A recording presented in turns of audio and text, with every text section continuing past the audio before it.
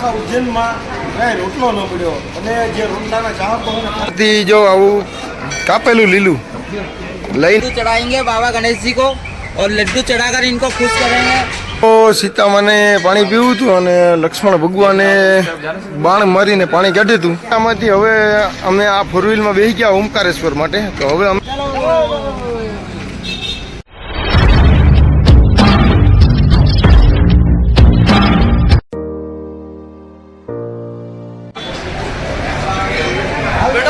તો ભાઈ ખાવા માટે આવી ગયા.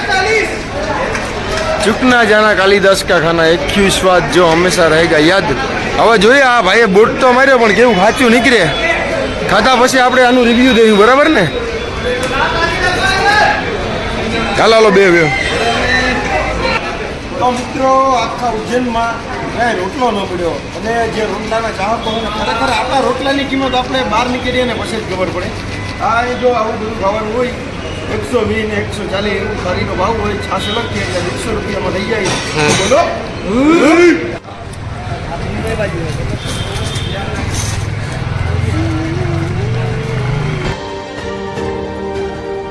તો મિત્રો હાલો હવે આપણે પૂછીએ કે ભાઈ તને શું લાગે અહીંનું જમવાનું કેવું લાગ્યું ભાઈ? ભાઈ જમવાની વાત કરું ને તો આપણા ગુજરાત જેવું ન થાય. બરાબર, ગુજરાત જેવું એટલે કે ગુજરાતની તો વાત જ આખી નિરાળે, કેમ કે આપણે ઓરિજિનલ ગાંઠિયાવાળા. આપણે હવામાન 120માં હારા મારી હવામાન 120માં હારામાં હારી થાળી જડે. અત્યારે અમે 140 રૂપિયા લીધા, 140 રૂપિયા દીધા, પણ જમવાની મજા આવી ભાઈ, કેમ કે આપણે જેવું જોઈએ એવું કંઈ છે નહીં.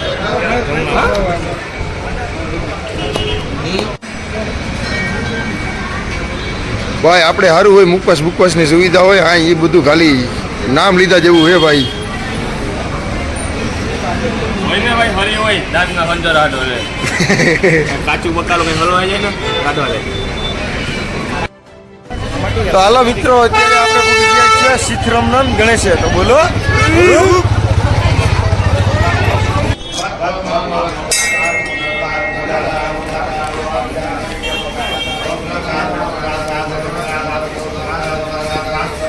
ગણપતિ બાપાના મંદિરના પરાસરમાં એક નાનકડો ગૌશાળો હોય,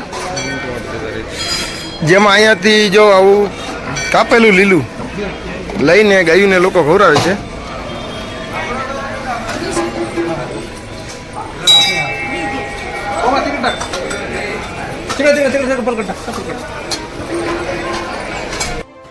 મિત્રો હવે અમે ગણપતિ બાપાના દર્શન કરીને હવે જઈ રહ્યા છે ગઢકાલિકા.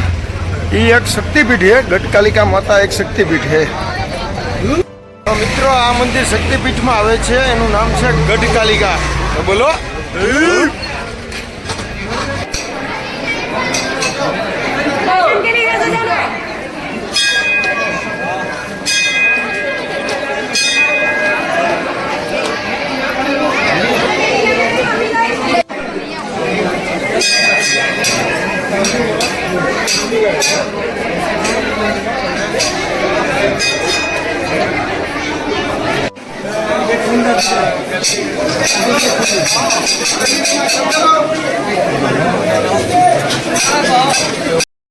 મિત્રો અમે જમી પણ લીધું અને શક્તિપીઠ 51 શક્તિપીઠમાંથી જે ગઢકાલિકા શક્તિપીઠ અને હરસિદ્ધિ માતા શક્તિપીઠ ઉજ્જૈનમાં આવેલા છે એના દર્શન કરી લીધા. હવે કઈ બાજુ જાવું ભૈયા? गढ़कालिका माता से हम सीधा जा रहे चिंतामन गणेश, वहाँ पे दर्शन करेंगे. वहाँ पे आपको वीडियो के माध्यम से गणेश जी के दर्शन करवाएंगे. 3 मुखी गणेश जी है. मिलते हैं आपको अगले मंदिर पर. तो बोलो તો મિત્રો આપણે ચિંતામન ગણેશે પૂગી ગયા. હાલે તમને દર્શન કરાવું ચિંતામન ગણેશના. અને અહીંયા ભોગમાં લડ્ડુ ધરે બધા. हेलो गाइस, तो फाइनली हम आ चुके हैं भैया को लेके ऑटो से चिंतामणि गणेश मंदिर. यहाँ पर लड्डू चढ़ाएंगे बाबा गणेश जी को और लड्डू चढ़ाकर इनको खुश करेंगे, क्योंकि गणेश जी को मीठा पसंद है, मोदक. तो लड्डू चढ़ाएंगे इनको, लड्डू चढ़ाकर बाबा को रिझाएंगे. जय गजानन. જય તો મિત્રો અમે ગણપતિ બાપાને લાડવા ચડાવવા માટે લઈ લીધા અને હવે અમે જઈ રહ્યા છે ચિંતામણ ગણેશ. તો હવે જઈએ. તો મિત્રો ફાઇનલી અમે ચિંતામણ ગણેશના ગેટ આગળ પૂગી ગયા. તો બોલો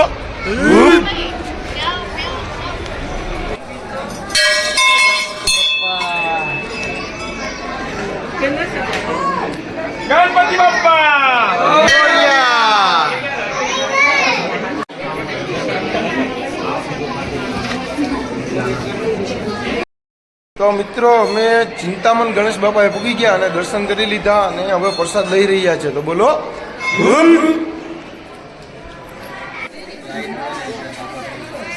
वही वाला कुंड है ना नदी में, ये वही वाला कुंड है ना. लक्ष्मण जी ने बाण छोड़ा था वो वाला है ना.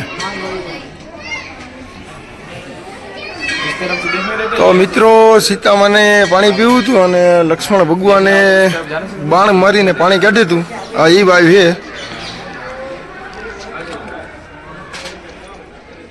તો મિત્રો આ ગણપતિ બાપાના મંદિરે અહીં લગ્ન થાય. જે લોકોને વિધિમાં કોઈ પણ જાતની વિધિ ન મળે ન પડતું હોય ને એ લોકોને અહીંયા કાયમ માટે લગ્ન થાય છે. જેને કંઈક ને કંઈક નડતું હોય ને લગ્ન બાબત એ લોકો અહીંયા આવીને લગ્ન કરે છે. તો ફાઇનલી અમે ચિંતામણ ગણેશ દર્શન કરી લીધા. तो हमारी जो उज्जैन की यात्रा मंगलमय हो चुकी है और भैया ने अभी वहाँ पे ओमकारेश्वर की गाड़ी के लिए ड्रॉप करने के लिए जा रहा हूँ मैं. जहाँ से ओमकारेश्वर की गाड़ी मिलेगी. तो भैया की यात्रा कैसी रही और लोग जो आप कहाँ से देख रहे हैं पूरा व्लॉग देखना और पूरा उज्जैन की जो जानकारी है आपको वीडियो में कौन कैसी क्या मतलब उसके बारे में आपको पूछना है तो आप बिल्कुल पूछ सकते हैं. कमेंट करके पूछ सकते हैं और आपको वीडियो के माध्यम से मेरा नंबर भी मिल जाएगा. उज्जैन में अगर यात्रा करना है आपको किसी भी प्रकार की कोई समस्या हो तो आप कांटेक्ट करके पूछ सकते हैं. डिस्क्रिप्शन में आपको मेरे नंबर मिल जाएंगे. आप वहाँ से कांटेक्ट कर सकते हैं. जय श्री महाकाल. बोलो जय श्री महाकाल. बोलो जय श्री महाकाल. हेलो दोस्तों, जय श्री महाकाल. तो कैसे हैं आप सब? आज भाई आए हैं हमारे साथ पोरबंदर गुजरात से. तो इनसे ही जानते हैं जो उज्जैन की जो यात्रा हुई है ऑटो रिक्शा से काल भैरव और सभी मंदिरों की जो यात्रा हुई है भैया से जानते हैं कैसा क्या अनुभव रहा. तो भाई काल भैरव की यात्रा बहुत अच्छी लगी है. उज्जैन में जब भी कोई आओ ना तो इस ऑटो वाले के पास ही आना, ठीक है. क्योंकि ये बंदा ना सबको बहुत अच्छा गाइड करता है और खास करके हमें सबसे काल भैरव का मंदिर ले गया था. उधर बहुत मतलब तो बहुत मजा आया. और लास्ट में चिंतामणि गणेश में का तो मैं क्या ही बताऊं भाई. अगर आप लोग उज्जैन आओ ना तो इस व्यक्ति का कांटेक्ट जरूर करो, ठीक है. तो इस भैया ने हमें उज्जैन पे सारे तीर्थ स्थल दिखाए. वहाँ पे हमने दर्शन किया और हमको बहुत अच्छा लगा. जय श्री महाकाल. जय श्री महाकाल. મિત્રો ફાઇનલી અમે ઉજ્જૈનમાં બધે ભરી લીધું અને આ રિક્ષામાંથી હવે અમે આ ફોર વ્હીલમાં બેસી ગયા ઓમકારેશ્વર માટે. તો હવે અમે બધા જઈશું ઓમકારેશ્વર. તો મિત્રો ફાઇનલી અમે ઉજ્જૈન બધું ભરી લીધું અને આ પાછળ જે ગાડી દેખાઈ રહી એમાં હવે અમે બધા નીકળી ગયા ઓમકારેશ્વર મહાદેવ માટે. તો બોલો. તો મિત્રો ઉજ્જૈનથી જ અમે એક ફોર વ્હીલ બાંધી લીધી. ઉજ્જૈનથી ઓમકારેશ્વરના એક જણાના 300 રૂપિયા લીધા.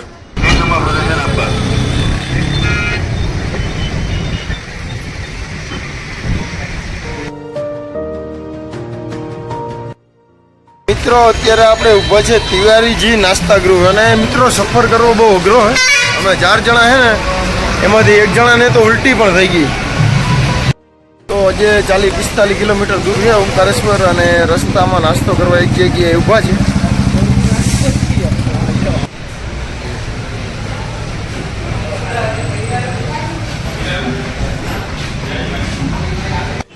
ફાઇનલી ઓમકારેશ્વર પૂગી ગયા ને હવે ગોઠ્યું હોટલ.